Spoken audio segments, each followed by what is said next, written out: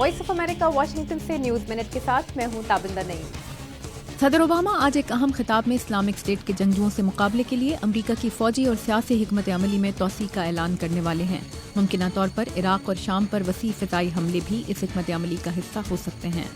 अमरीकी वजीर खारजा John Kerry ने बगदाद में नए इराकी वजीर आजम हैदर अल इबादी से मुलाकात की है और इराक में इस्तेहकाम की बहाली के लिए सुन्नी आबादी को इख्तियारात में ज्यादा हिस्सा देने पर जोर दिया है।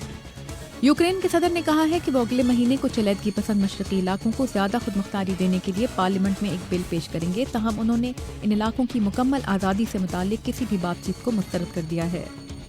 बरतानवी वज़ीर आज़म डेविड कैमरॉन ने स्कॉटलैंड के अवाम पर जोर दिया है कि बरतानिया की मुख्तलिफ कौमों पर मुश्तमिल खानदान को एक दूसरे से अलग न करें। डेविड कैमरॉन स्कॉटलैंड की बरतानिया से अलहदगी के हवाले से 18 सितंबर को होने वाले रेफरेंडम से कबल स्कॉटलैंड का दौरा कर रहे हैं।